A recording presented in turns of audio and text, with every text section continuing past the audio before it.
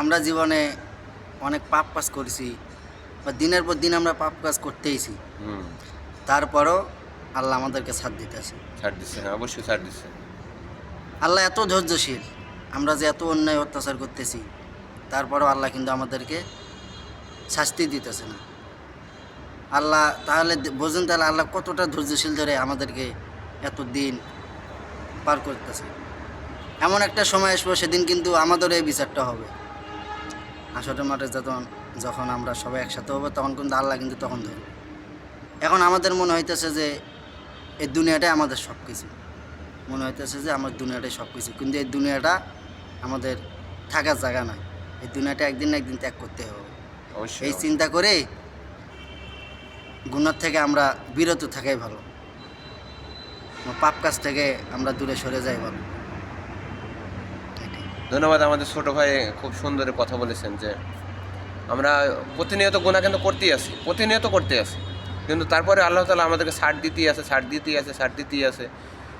আল্লাহ চাচ্ছে যে তার বান্দা ফিরে আসুক, ফিরে আসুক, ফিরে আসুক, তাই না? ফিরে আসুক, হ্যাঁ। কিন্তু যখন একেবারে ফিরবেই না, একেবারে শেষ পর্যন্ত দেখতেই থাকবে আল্লাহ, তারপরে ছাড় দেবে।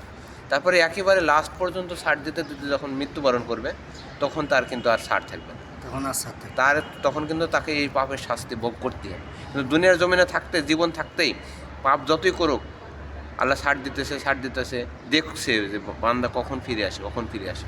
এই আশায় আল্লাহ তাআলা ছাড় দিতেই আছে, আল্লাহ ধৈর্য শুধু ধরতেই আছে। আল্লাহ শুধু এই অপেক্ষাটা জেনে আছে, আমার বান্দা কখন আমার কাছে তওবা করবে, যে আল্লাহ আমি আজ থেকে আর কোনো দিনই গুনাহ করবো না, আমি আল্লাহর সাথে সাথে তার গুনাহ মাফ করে দেবো।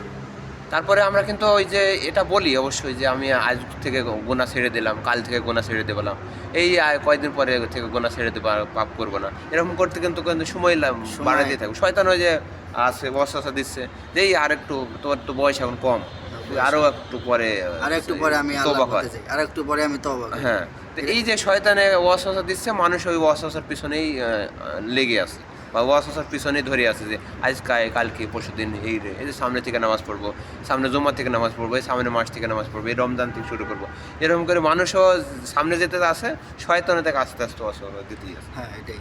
তো সম্মানিত দর্শক, যে কথাগুলো ছোটো ভাই বললো অনেক গুরুত্বপূর্ণ কথা বলেছে। তো আমরাও আসুন আমরা মেনে চলার চেষ্টা করি যে পাপ থেকে এখনই স্টপ করে থাকি, এখন আমার ফিরে আসি, আল্লাহর কাছে ফিরে আসে। আল্লাহ চাইলে আপনি কত গুনাহ করেছেন, এই গুনাহ আল্লাহ ক্ষমা করতে পারে।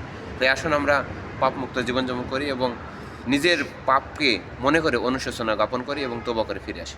ধন্যবাদ সকলকে।